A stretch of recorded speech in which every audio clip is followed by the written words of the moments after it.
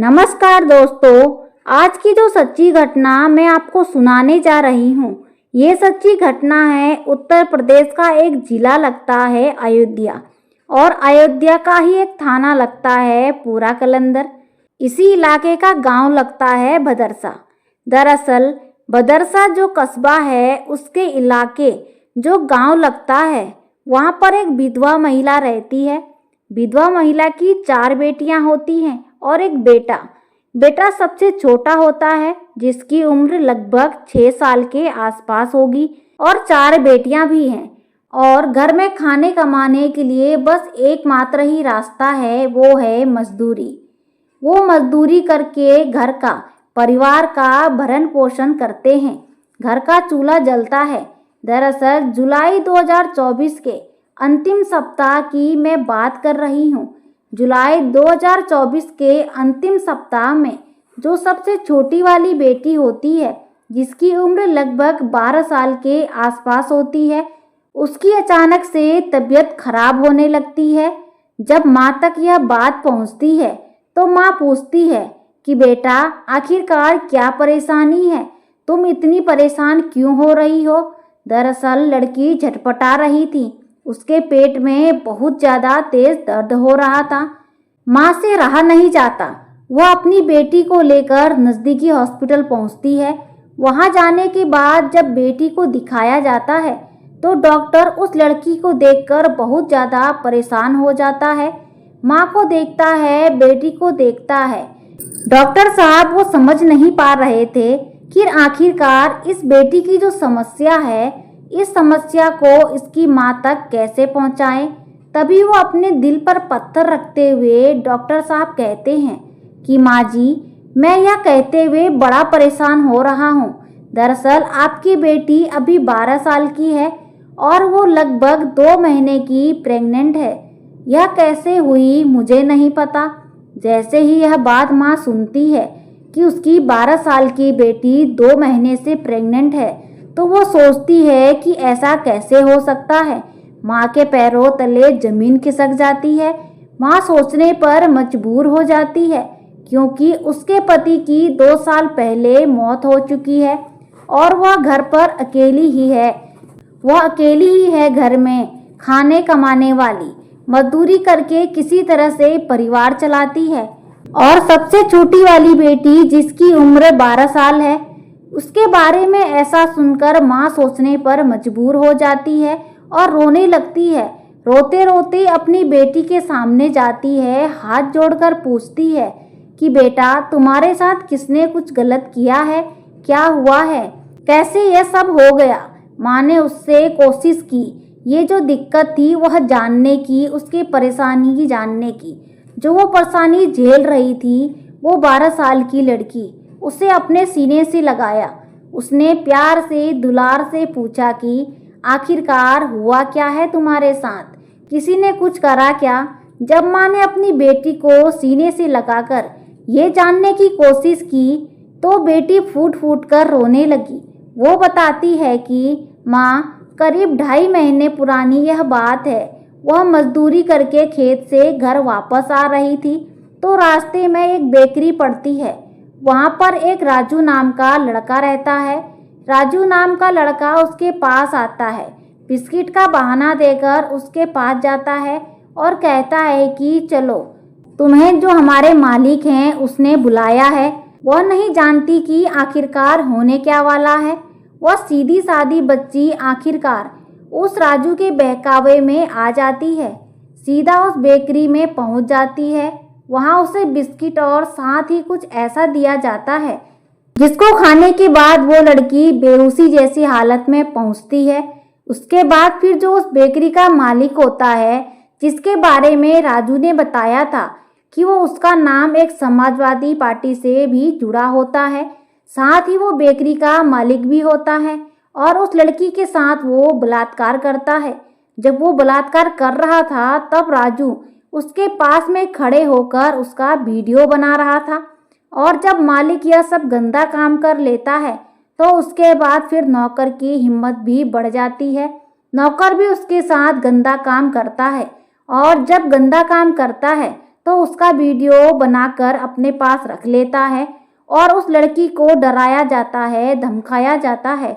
उससे कहा जाता है कि यह बात कहीं लीक नहीं होनी चाहिए। यदि लीक होती है, किसी के पास जाती है तो देख लेना, यह वीडियो सोशल मीडिया पर वायरल कर दी जाएगी और यह सोशल मीडिया पर वायरल हुई तो फिर तुम किसी को मुंह दिखाने के लायक ही नहीं बचोगी, काबिल ही नहीं बचोगी। लड़की को जैसा समझाया गया, उस लड़की की उम्र सिर्फ 12 साल की थी, तो उसको कुछ अच्छे बुरे का पता ही नहीं था, तो वो वैसा ही करती है जैसा डराया गया था, जैसा धमकाया गया था। उस लड़की ने फिर अपनी जुबान बंद रखी, लेकिन यहाँ जुबान बंद रहने से ही काम नहीं चला, बल्कि उसको वीडियो के सहारे से लड़की को बार बार बुलाया गया और बार बार उसके साथ ऐसे ही गंदा घिनौना कृत्य होता रहा और वह बेचारी इसका विरोध भी नहीं कर पा रही थी, क्योंकि उसे पता था कि भाई बहुत छोटा है, पिता उसका है नहीं, माँ उसकी मजदूरी करती है, करे भी तो क्या करे। लेकिन वक्त जब आगे बढ़ जाता है तो उसको एक दिन तकलीफ होती है और तकलीफ होती है तो माँ को पता चलता है। माँ उसे लेकर डॉक्टर के पास चली जाती है और डॉक्टर के माध्यम से यह पता चलता है कि वो 2 महीने की प्रेग्नेंट है। जब नाम लिया जाता है कि आखिरकार किसने उसके साथ ये गंदा काम किया, तब माँ एक प्रार्थना पत्र लेकर सीधे चौकी जाती है।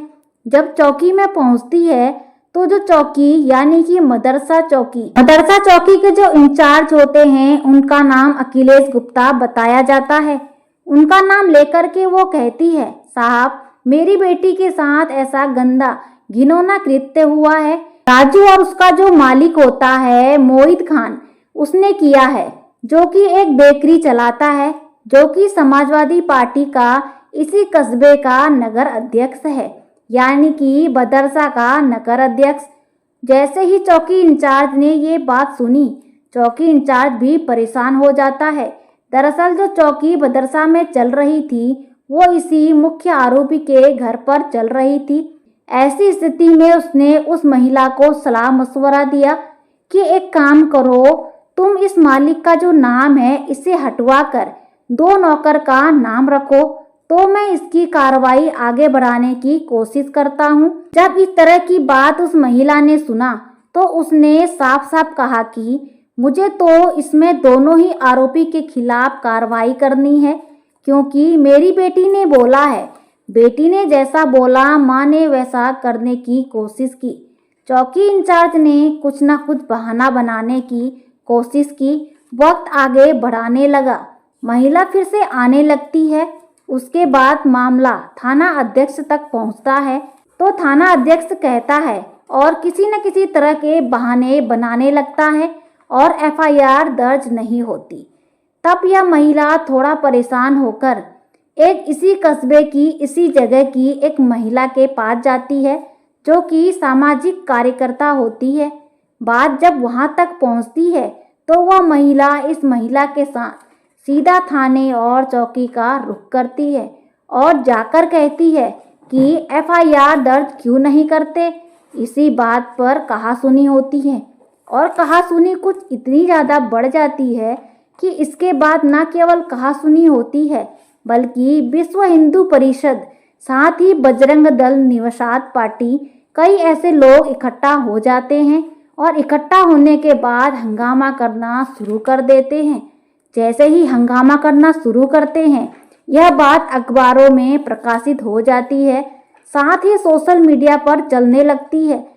अब इस मामले को टीवी चैनल वाले भी थोड़ा पुख्ता से लेने लगते हैं। इसी बीच में जो बीकापुर के विधानसभा के जो विधायक होते हैं अमित सिंह, वह परिवार से संपर्क करते हैं और परिवार से संपर्क करने के बाद मुख्यमंत्री योगी आदित्यनाथ से वह समय मांगते हैं। मुख्यमंत्री योगी आदित्यनाथ समय देते हैं और 2 अगस्त 2024 को आखिरकार समय मिल जाता है। हालांकि एफआईआर दर्ज हो चुकी थी और जब ऐसा ही पुलिस वालों को पता चलता है कि वह परिवार मुख्यमंत्री से मिलने के लिए गया है, तो जो कई घंटों तक काम नहीं हो रहे थे वो फिर मिनटों में होने शुरू हो जाते हैं।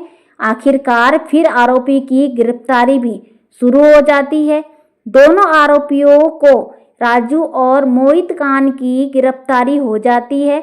न केवल इनकी गिरफ्तारी होती है कि चौकी इंचार्ज ने प्रार्थना पत्र में नाम बदलवाने की बात कही थी, थाना अध्यक्ष के नाम बदलवाने की बात कही थी, ऐसा उन पर आरोप लगता है। वो भी सस्पेंड हो जाते हैं। वो सस्पेंड होते हैं तो फिर प्रदेश की पुलिस में हड़कंप मचना शुरू हो जाता है। बात यहीं तक नहीं थमती। मुख्यमंत्री योगी आदित्यनाथ विधानसभा में खड़े होते हैं और विधानसभा में खड़े होकर अयोध्या के पूरा कलंदर थाना क्षेत्र के इस इलाके की 12 साल की उस बच्ची की पूरी कहानी बयां करते हैं और कहते हैं कि जो मेन आरोपी है, मुख्य आरोपी है, उसका सपा में व समाज पार्टी में उसका लिंक है, उसका वह कार्यकर्ता है, सक्रिय कार्यकर्ता है, लेकिन कोई एक्शन नहीं होता। वो साथ भी यह कहते हैं कि वो सांसद की टीम का हिस्सा है और जो सांसद की टीम का हिस्सा है तो आखिरकार उसके ऊपर कार्रवाई कैसे हो सकती है। बस इतना बोलना था। उसके बाद जो ये बात जाहिर हुई कि यह मामला फिर सोशल मीडिया, इलेक्ट्रॉनिक मीडिया और पूरे देश भर में चर्चा का विषय बन जाता है। अब जो शासन होता है, प्रशासन होता है, वो सक्रिय हो जाता है और सक्रिय होने के बाद जो ये दोनों आरोपी होते हैं उनकी गिरफ्तारी तो हो ही जाती है। साथ ही उनकी जगहों की पैमाइश करना शुरू कर दी जाती है कि आखिरकार उसके पास कितनी जमीन, कितनी अवैध रूप से है, कितनी वैध रूप से है। जिस जगह पर लड़की का बलात्कार होता है उस बेकरी का पता चलता है कि वो तो अवैध रूप से बनाई गई है। बुलडोजर जाता है, उससे तहस नहस कर देता है। इसके बाद यही एक मकसद था शायद सरकार का, शासन का, प्रशासन का। इसने बुरा किया है तो बुरे काम का बुरा नतीजा। इसलिए इस आरोपी के खिलाफ कड़ी से कड़ी कार्रवाई होनी चाहिए। यही संदेश समाज को देना, ताकि जैसा अगर कोई करता है तो उसे वैसी ही सजा मिलनी चाहिए। उसे किसी भी कीमत पर बर्दाश्त नहीं किया जाएगा, क्योंकि मामला में जो मुख्य आरोपी है वो समाजवादी पार्टी से जुड़े होने की वजह से अखिलेश यादव, पूर्व मुख्यमंत्री और समाजवादी पार्टी के जो प्रमुख हैं, उन तक पर यह बात पहुंच जाती है। तो उन्होंने अपने एक बयान यानी कि ट्वीट में कहते हैं कि डीएनए टेस्ट कराकर इंसाफ का रास्ता निकाला जाए, साथ ही आरोप लगाकर सियासत ना की जाए और डीएनए रिपोर्ट झूठी हो तो संबंधित अधिकारियों पे कड़ी कार्रवाई होनी चाहिए। वो खुद भी कहते हैं कि कार्रवाई हो, डीएनए टेस्ट यानी कि बात को पुख्ता सही साबित करने की कार्रवाई होनी चाहिए। इस तरह से कोई झूठे आरोप लगाकर इस तरह से नहीं हो सकता। तो कुल मिलाकर ये मामले में इसमें सियासत बहुत ज़्यादा बढ़ने लगी है। अब चाहे वो मायावती हो, चाहे वो राहुल गांधी हो या फिर अन्य बड़े पार्टियां, सभी मैदान में कूद चुकी हैं और सभी की कोशिश है उस 12 साल की बच्ची को जल्द से जल्द, कम से कम समय में इंसाफ मिलना चाहिए। मैं भी अपनी वीडियो के माध्यम से यही कहूँगी कि इस मामले की जांच उच्च स्तरीय जांच होनी चाहिए और डीएनए टेस्ट भी होना चाहिए। साथ ही जो सरकार ने फैसला लिया है उसमें वैध अवैध जितनी भी संपत्तियां हैं उसमें वो कार्रवाई की जाए, ताकि समाज को एक मैसेज जा सके, एक मैसेज पहुंच सके कि बुरे काम का बुरा नतीजा ही होता है। जो भी होगा उसे किसी भी कीमत पर बख्शा नहीं जाएगा। दोस्तों, इस पूरे घटनाक्रम को सुनाने का उद्देश्य किसी को परेशान करना नहीं था, किसी का दिल दुखाना नहीं है, बल्कि आपको जागरूक करना है, आपको सच से सामना कराना है। साथ ही आपको बताना है, आपको जताना है कि इस तरह की जो लड़कियां होती हैं उनको स्कूल कॉलेजों में गुड टच और बैड टच के बारे में बताया जाए। जैसा उस लड़की के साथ पहले दिन हुआ था, गलत हुआ था।